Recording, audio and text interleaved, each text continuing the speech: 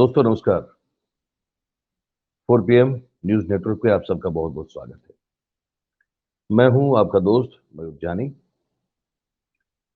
दोस्तों हम कुछ दिनों से किरण पटेल ने किस तरह से जो है धूर्तता से बेवकूफ़ बनाते हुए हर एक इंटेलिजेंस एजेंसियों को और हमारी जो राष्ट्रीय सुरक्षा की जो चुस्ती होनी चाहिए उसकी धज्जियाँ उड़ाते हुए कैसे वो जेड प्लस सिक्योरिटी लेके अक्टूबर 2022 से मार्च 3 तारीख तक घूमता रहा, वो सब बातें हम डिटेल में कर रहे हैं। और उसमें जो भी एक के बाद एक परत जो खुल रही है, वो हम आपके समक्ष उसको लगातार खोलने की कोशिश पे लगे हुए हैं।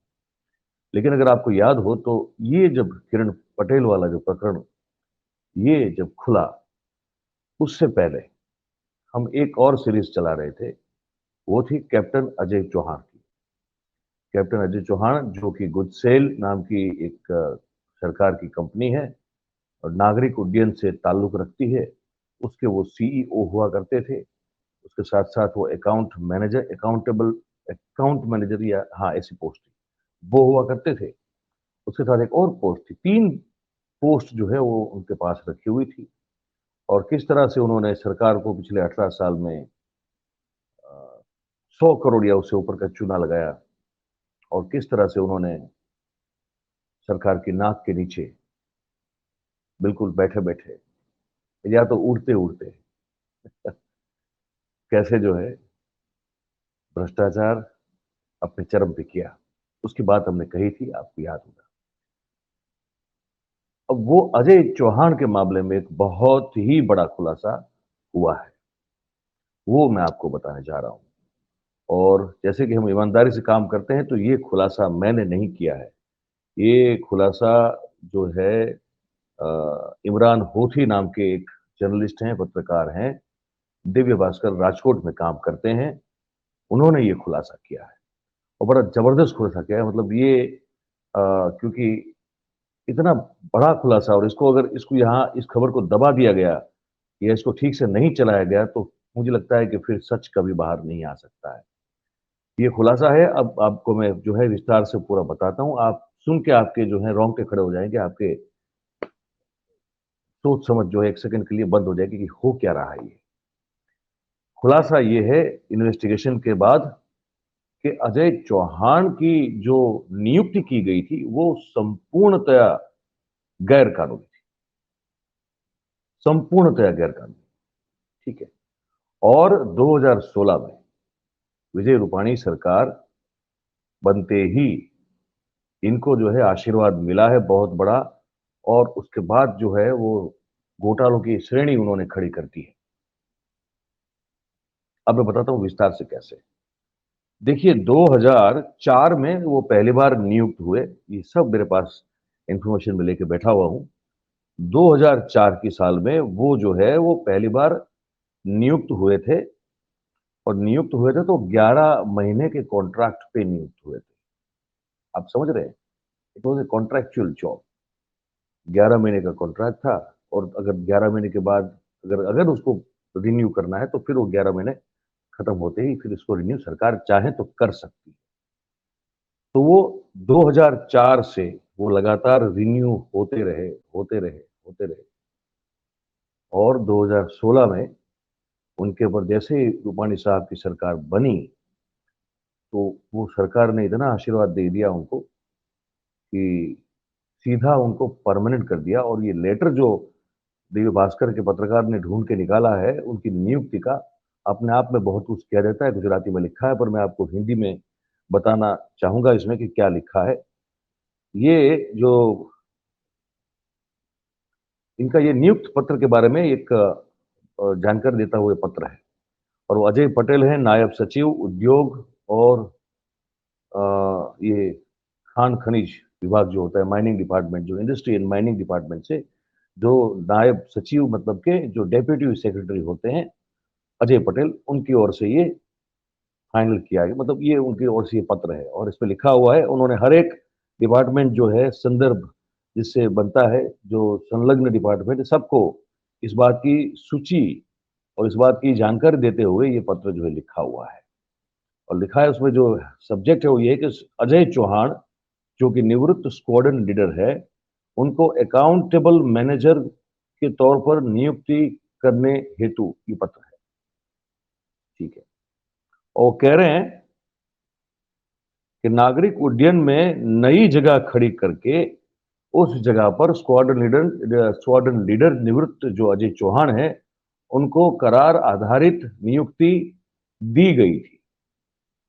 ठीक है, ये दी गई थी 2004 अप्रैल महीने में। ठीक है, और तब से ये कह रहे हैं कि उसके बाद उनकी नौकरी की शर्तें और उनकी जो भी फर्ज ड्यूटीज जो है वो डिसाइड की गई थी, उन सब में वो उन्होंने ठीक ठाक बहुत अच्छा काम किया हुआ है। और इसके आगे अब क्या कहेंगे ये बताता हूँ। कहा कि फिर उनकी जो नियुक्ति है वो लगातार विस्तृत होती रही, एक के बाद एक उनको वो एक्सटेंशन मिलता रहा। तो उसके बाद अब सरकार ने क्या सोचा है, सरकार ने क्या सोचा है ये बता देते, वही उसी पॉइंट पे आ जाते हैं। सरकार ने अब डिसाइड किया है, अब इसको सुनिएगा, ये वर्ड टू वर्ड जरा ठीक से सुनिएगा इस चीज को, कि पुख्ता तौर पर विचार करने के बाद, विमर्श करने के बाद 1 जनवरी 2006 से अजय चौहान की नियुक्ति अकाउंटेबल मैनेजर के तौर पर गुजरात एग्रो इंडस्ट्रीज निगम में की जा रही है। पर कैसे की जा रही है, ये जगह है नहीं, ये लिखा जा रहा है, इसमें लिखा गया है ऐसी कोई जगह नहीं है, ऐसी नियुक्ति करने की कोई कोई प्रोविजन ही नहीं है। लेकिन कह रहे हैं कि ये जो नई एक जगह खड़ी की जा रही है, deemed to have been created, उस जगह पे हम जो अब नीचे जो शर्त लिख रहे हैं, उस शर्तों के अधीन रहकर उनको नियुक्ति जो है देने का निर्णय लिया गया है। अब शर्तें सुनिएगा, किस तरह की शर्तें, इनको कितने फायदे पहुंचाने वाली शर्तें, ये सुनिए। एक तो जो जगह है ही नहीं, वो जगह खड़ी की गई, और उसके बाद फिर जो शर्तों पर उनको नियुक्ति दी गई, वो शर्तों से उनको क्या लाभ और फायदे अजय चौहान को पहुंचे, ये भी आप सुनिएगा। कह रहे हैं कि अजय चौहान को संयुक्त सचिव के समकक्ष रुपया जो है उसका ग्रेड पे है वो उसको मिलेगा, मतलब कि 8,700 का ग्रेड पे उनको मिलेगा, उस तरीके से उनकी तनख्वाह होगी। अजय चौहान की जो नियुक्ति है वो जो एडहॉक लेवल पे हुई थी, उसको ये जब 2016 में जब ये डिसाइड किया गया, तब उसको 10 साल हो चुके थे। तो कह रहे थे कि उसको 10 साल से अधिक हो गया है, और इसीलिए उसी नाते अजय चौहान को, अजय चौहान की तनख्वाह स्टेगनेंट न हो जाए, इस बात को ध्यान में रखते हुए अजय चौहान को 1 जनवरी 2016 से 8,700 का ग्रेड पे जो है वो उनका मंजूर किया जाता है। अजय चौहान को 1 जनवरी 2006 से लेके 1 जनवरी 2016 तक, उसके यहां से लेके वहां तक का, और उसके बाद का जो नया उनका जो तनख्वाह का जो एक स्तर होगा, उनका जो एक सैलरी ग्रेड होगा, वो सबके एरियर्स चुकाए जाएंगे। एरियर्स सबके उस हिसाब से गिन के एरियर्स चुकाना होगा। नागरिक उड्डयन तंत्र के लिए अलग Gujarat state aviation infrastructure company limited, इसका शॉर्ट फॉर्म है गुजसेल, की स्थापना की तारीख से इस जगह जहां पे उनको नियुक्ति मिल रही है, वो अब वो गुजसेल में तब्दील मानी जाएगी। ठीक है, तो मतलब कि उनकी नौकरी की सीनियोरिटी भी अपने आप बन गई। आप समझ रहे हैं इस चीज को, उनकी नौकरी की सीनियोरिटी बन गई। उनको उस तरह उस 2006 के साल से 2016 तक के एरियर्स, जो इस तनख्वाह जो ये संयुक्त सचिव की कक्षा की उनकी पोजीशन को खड़ा किया गया, फिर उनको उस 10 साल की जो है वो एरियर्स दिए गए उस पे ग्रेड के लेवल से, फिर उनकी सीनियोरिटी भी पक्की कर दी गई कि आपकी सीनियोरिटी वहीं से, आपका नौकरी वहीं से माना जाएगा, मतलब कि आपकी सीनियोरिटी भी वहीं से मानी जाएगी। अच्छा, अजय चौहान अकाउंटेबल मैनेजर, उसके उपरांत नियामक नागरिक उड्डयन की पोजीशन जो है, ओहदा जो है, उसका भी चार्ज उन्हीं के पास रहेगा। और नागरिक उड्डयन नियामक के जो तौर पर उनको नॉमिनेट करने का सरकार का अधिकार जो है वो अबाधित रहेगा। समझे आप? कहावत है ना कि अल्लाह मेहरबान तो गधा पहलवान। हम ये कह के गधे का अपमान करना नहीं चाहते हैं, क्योंकि गधा तो बहुत मेहनतू और बड़ा कार्यदक्ष एक प्राणी है। कहावतों में कहा जाता है, ठीक है, पर यहां तो यह है कि अगर सरकार माए बाप मेहरबान तो फिर कोई भी पहलवान। आगे बताते हैं आपको, यहां भी रुकता नहीं है पूरा मामला।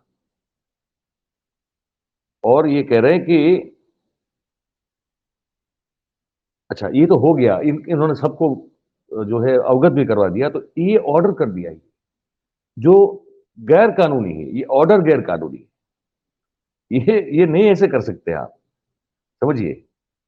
अभी तो ठीक है कि अब उनके खिलाफ जांच वगैरह सब शुरू हो गई है। अब जांच भी कहां जाएगी, कब तक, कितनी दूर तक जाएगी, इसका कोई पता नहीं है। लेकिन ये विजय रूपाणी साहब के टेन्योर में हुआ ये, और उन्हीं ने ये सब जो है चीजें जो है फिक्स करवाई, इनको अपने सर पे बिठा के रखा। अजय चौहान साहब को क्या मजबूरी थी विजय रूपाणी साहब की, हमको नहीं पता। उनको बिल्कुल पता है, लेकिन वो तो बताएंगे नहीं। लेकिन ये हुआ है विजय रूपाणी साहब के टेन्योर में। जैसे ही शुरू हुआ, जैसे ही गद्दी पे बैठे हैं आनंदीबेन की जगह, उसी महीने में इन्होंने ये कर दिया है। ठीक है, जैसे ही शपथ ली उन्होंने, और उसके 3 महीने के बाद जो है इनको 25 सितंबर 2016 के दिन इनको परमानेंट कर दिया। 3 महीने में परमानेंट कर दिया, और ये सब एरियस के साथ, सीनियोरिटी के साथ और टोटल अथॉरिटी के साथ ये सब हो गया। ऐसी क्या जादूगरी की होगी अजय चौहान साहब ने कि बिल्कुल गैर कानूनी रूप से ये काम किया गया।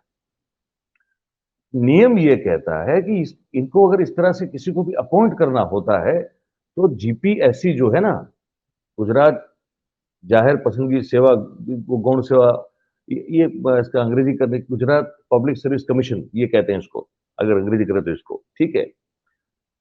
तो वो पहले उस बोर्ड से, वहां से आपको परमिशन लेनी पड़ती है कि भाई हम इस तरह से एक कोई नई जगह खड़ी कर रहे हैं, और हम ना कोई इसमें कोई एग्जाम ले रहे हैं, ना कोई हम इसमें कोई जो है वो कॉम्पिटिटिव कोई लोगों के और भी उम्मीदवार हो, ऐसा कुछ नहीं है। हम इस व्यक्ति को चाहते हैं और इसको परमानेंटली सरकार में जो है स्थान देना चाहते हैं, और इसलिए हम ये आपकी परमिशन अगर आप देते हैं तब ये कर पाएंगे। जीपीएससी के परमिशन के बिना नहीं हो सकता है ये, ठीक है। और सरकार ने क्या किया कि ये मंजूरी, ये परमिशन लेनी ही ना पड़े, इसको बाईपास कैसे कर ले, ये करने के लिए जो तरीका उन्होंने निकाला वो ये कहा कि अपने जो इस ऑर्डर में कहा कि गुजसेल जो सरकार की कंपनी है, वहां पे एक ऐसी पोजीशन खड़ी करो जिसकी, इस पोजीशन का नाम है अकाउंटेबल मैनेजर। और फिर ये ऑर्डर होता है कि गुजसेल को ये मानना है कि ये जगह जब से गुजसेल कंपनी सरकार ने बनाई थी तब से ये जगह थी, ये भी मान के चलना है। ऐसी क्या मजबूरी थी विजय रूपाणी साहब की, ये समझ में नहीं आ रहा है, लेकिन ये लिखित रूप से है, ठीक है। और फिर पे ग्रेड जिस तरह से उनको दिया गया, ये सब चीजें जो है, एरियस जो इनको मिले हैं वो 54 lakhs के हैं। तो 2006 से लेके 16 तक का जो उनका परमानेंट मान के चलने का जो ऑर्डर हुआ, तो उसमें 54 lakhs तो उनको सिर्फ एरियस के तौर पे मिले हैं अजय चौहान को। इतना प्यार तो कोई बाप अपने बेटे से नहीं करता है भाई, जितना जो है ये गुजरात सरकार ने अजय चौहान के प्रति दिखाया है, उनके प्रति जो दिखाया है, ये कमाल है। क्योंकि इस जो जो ओहदे पे उनको रखा गया है, ऐसा ओहदा कहीं गुजरात सरकार की रिकॉर्ड में कहीं है ही नहीं, उसको कहीं से पैदा कर दिया गया। ये हकीकत है, ये वास्तविकता, आप समझ रहे मेरी बात को। हर एक नियम का उल्लंघन किया गया, ठीक है। और ये गैर कानूनी तौर से इनकी भर्ती जो है वो सरकार ने अपने डिपार्टमेंट में कर ली। इस तरह से नहीं कर सकते, ये चीटिंग, ये फ्रॉड है। पर ये किया गया। हर महीने उनको 1,30,000 रुपये का तनख्वाह मिलता था। कितना? 1,30,000 रुपये का तनख्वाह मिलता। अच्छा, अब क्योंकि एक और चीज देखिए, अब अजय चौहान तो निवृत्त है, स्क्वाड्रन लीडर है, वो पायलट हुआ करते थे।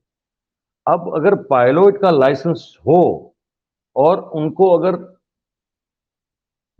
विमान फ्लाई करने के बजाय कोई और नौकरी अगर आपको देनी है, तो फिर वो रूल ये कहता है कि उनको आपको नॉन फ्लाइंग अलाउंस देना पड़ेगा। मतलब कि मैं अगर पायलट हूं, मैं पायलट हूं, मेरे पास लाइसेंस है और मुझे आप नौकरी पे रखते हैं और कहते हैं कि नहीं नहीं मयूर भाई, आपको जो है ना, ये हम फ्लाई फ्लाई करने के लिए नहीं रखे हैं, आपसे हम जो है अपना, आपकी जो एक्सपर्टीज है विमान उड़ाने की, वो काम नहीं करवाना चाहते।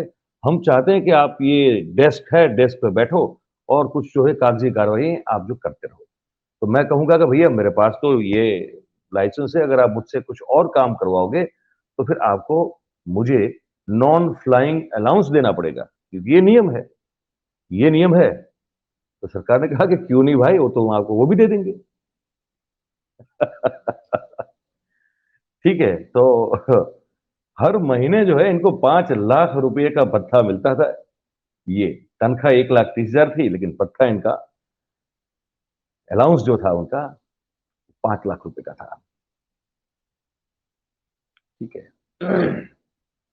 सरकार में, गुजरात सरकार में एक नियम यह है कि कोई भी सरकारी कर्मचारी या अधिकारी का जो अलाउंस जो उसको मिलता है, वो अलाउंस की रकम गुजरात राज्य के चीफ सेक्रेटरी, मुख्य सचिव की तनख्वाह से ज्यादा नहीं होना चाहिए।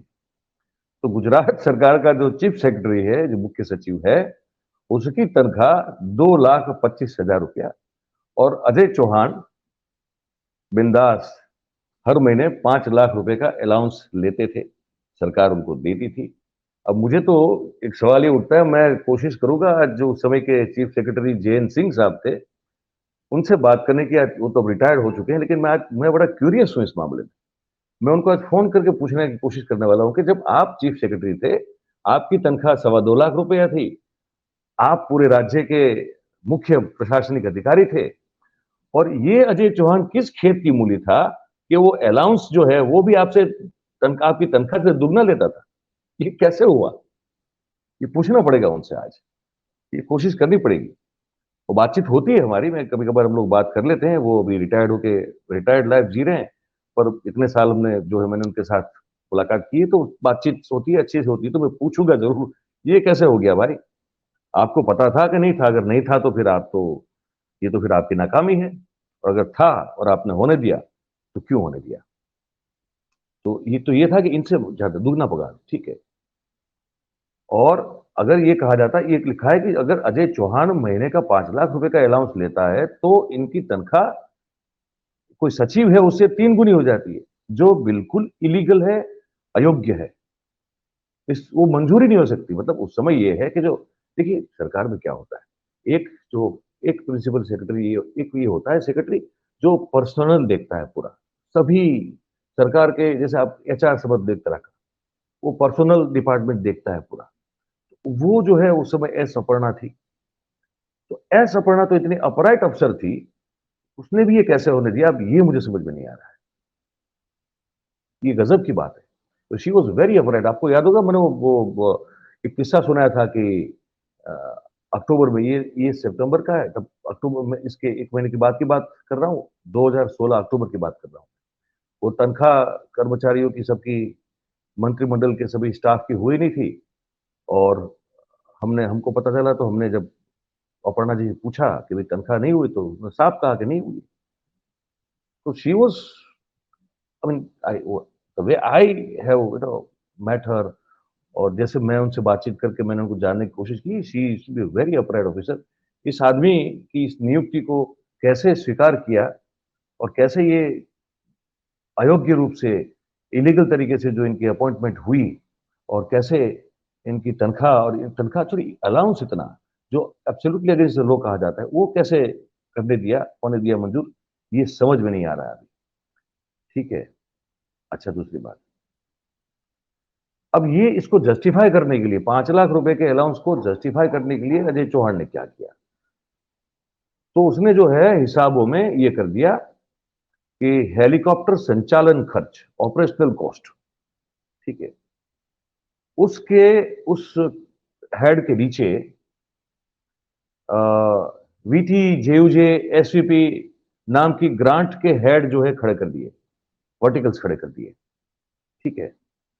और उसमें से जो उसको नॉन फ्लाइंग अलाउंस मिलता था वो एक्सपेंस वहां पे वो डाला करता था ताकि जस्टिफाई होने की करने की कोशिश की जा सके, ठीक है। और इसी कारण जो है तनख्वाह और इनको जो अलाउंस मिलता था उसमें ये ये सब जो है मतलब कहीं कॉन्ट्रोडिक्ट नहीं कर पाता था, विवाद नहीं खड़ा हो रहा था, ये इसमें पता चल रहा है क्योंकि हेलीकॉप्टर ऑपरेशनल कॉस्ट में उसको डाल दिया जाता था, ठीक है। और जब ऑडिटर के ध्यान में ये बात आई तो उसने पूछा, तो गुस्सेल ने जवाब दिया था कि गुजरात सरकार ने जो अलाउंस परमिट किए हैं उसी हिसाब से हम लोग जो है परमिट ले रहे हैं, उसमें कोई ऐसी बात नहीं है जो सरकार को ना पता हो। तो ऑडिटर ने कहा ठीक है। 5 साल में अलाउंस की रकम जो है 3 करोड़ रुपया मिली है अजय चौहान को, 3 करोड़ रुपया। और सरकार के खर्चे पे वो तो घूमते भी रहे प्लेन के उड़ा के, परिवार को भी घुमाया, दोस्तों को भी घुमाया, पता नहीं और कितनों कितनों घुमाया, कोई नहीं जानता। ये सब भी होता रहा। और विजय रूपाणी साहब का आशीर्वाद था, इसमें कोई दो राय नहीं। ये क्यों था ये ढूंढना पड़ेगा अभी, अब इसमें मैं काम पे लगूंगा, कोशिश करूंगा कुछ और निकालने की।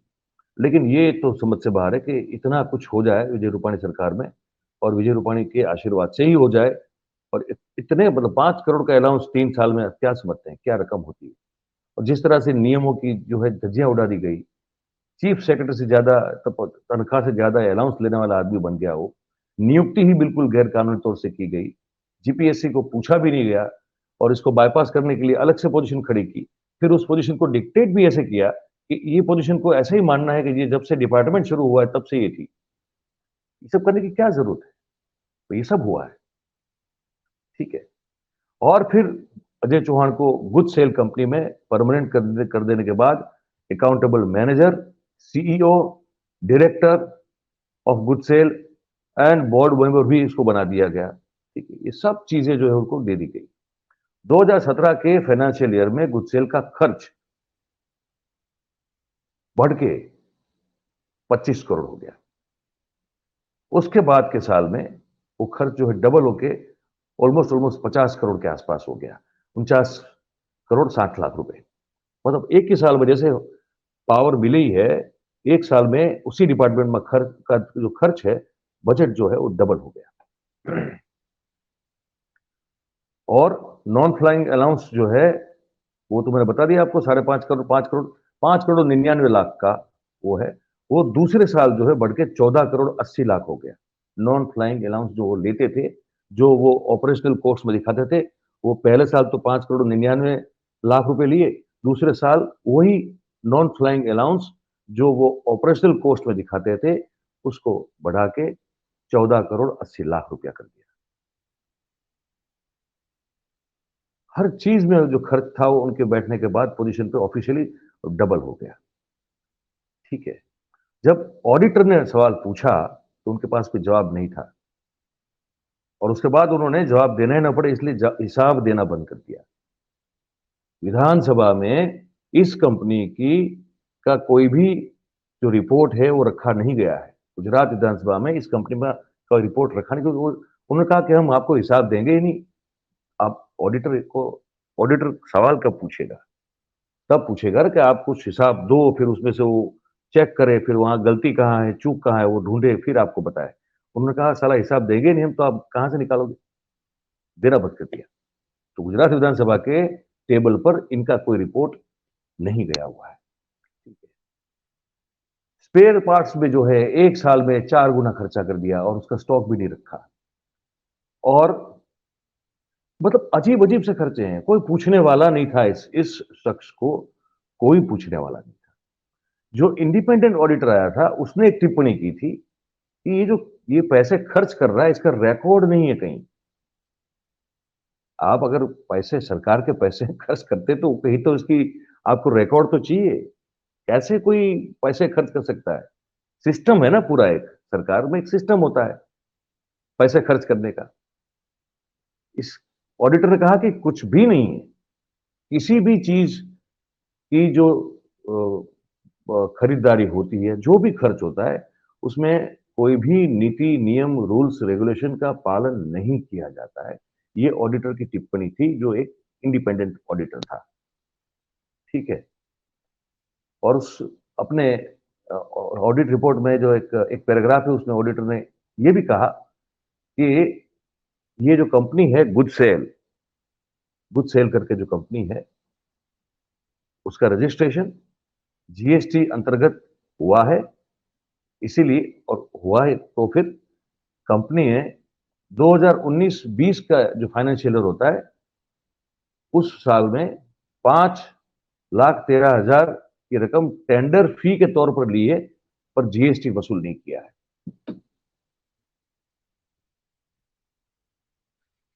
अब क्या करेंगे? अब फिर पता चला तो आपने वो 3 करोड़ का इलेक्ट्रॉनिक्स आइटम भी ले लिया, फर्नीचर भी ले लिया, रखा वहां पे। 100 करोड़ से ऊपर जो है माल बना चुका है। मुझे उस उससे ज्यादा जो अचरज, आश्चर्य जो हो रहा है, वो ये हो रहा है कि ये उस सरकार में हुआ है, ये जो सरकार सीना ठोक के, ढोल पीट के, शंख बजा के ये ऐलान लगातार करती रही है कि हमारे यहां भ्रष्टाचार होना संभव ही नहीं, हो ही नहीं सकता। और ये एग्जाम्पल है सामने अजय चौहान। और ये अजय चौहान ने ये किया है तो वो अकेले तो कर नहीं पाएगा। मुख्यमंत्री ने खुद आशीर्वाद दिए हुए हैं। क्या चीफ सेक्रेटरी ने कभी कोई विरोध नहीं किया? क्या पर्सनल डिपार्टमेंट के सेक्रेटरी ने कभी कोई सवाल नहीं उठाया? क्या जीपीएससी ने कभी ये जानने की कोशिश नहीं की कि हमको बाईपास करके आपने इसको कैसे नियुक्त कर दिया? क्या कभी किसी ने ये पूछने की कोशिश नहीं की कि इस ये रिपोर्ट ये हिसाब ही नहीं दे रहा है, ये आदमी खर्च कहाँ कर रहा है? इसके पिताजी की ये कोई खुद की पीढ़ी नहीं है भाई, ये सरकार है जो लोगों के टैक्स के पैसों से चलती है। हिसाब तो दो, ताकि उसका ऑडिट किया जाए। एक ही बार दिया, उसके बाद दिया नहीं। ये सब जब कोई कुछ नहीं बोल रहा और नहीं बोला इतने समय तक, इतने लंबे अरसे तक, तब सवाल मन में खड़ा होता है कि क्या ये सब मिले हुए हैं? तो जवाब यही है कि कहीं ना कहीं ये सब मिले हुए हैं। तो खून तो नहीं जला रहे हैं, लेकिन बड़ा विचित्र सा लग रहा है भाई। भूख और भ्रष्टाचार से मुक्त जो गुजरात को करने की बात है, तीनों में लिप्त है गुजरात।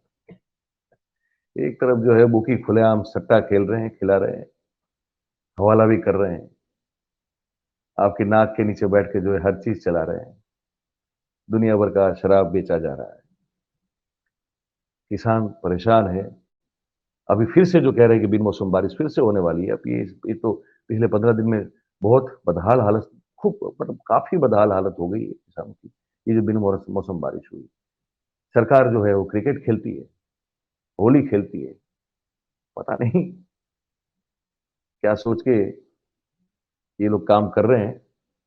और अजय चौहान जो है वो, जैसे कहते हैं ना कि पता है, वो एक होता है कि अगर आपके यहाँ औलाद नहीं होती तो आप बहुत सारी जो है मान्यता रखते हैं।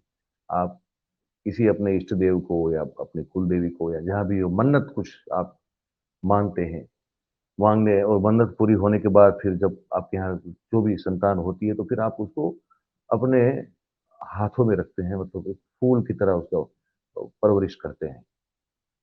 और वो कुछ भी करे, उसको आप कुछ नहीं कहते, उसकी हर चीज माफ होती है। तो क्या अजय चौहान गुजरात सरकार का, भारतीय जनता पार्टी की सरकार का वो ऐसा बेटा था जो बहुत मन्नत के बाद आया था? ये सवाल होता है मन में। आपको क्या लगता है ऐसा क्यों हुआ होगा? आप बताइएगा अपनी कमेंट में। और फिर अच्छा लगता है हमारी बातचीत और कार्यक्रम तो लाइक करें, शेयर करें, सब्सक्राइब करें। जितने ज़्यादा लोगों तक हम पहुंच सकें, वो पहुंचने की कोशिश में हम हैं, तो उसमें आप हमारी सहायता करें और कमेंट ज़रूर करें, जो भी लगता हो आपको। आप सब हमारे साथ जुड़े, आपका बहुत-बहुत धन्यवाद। Thank you very much.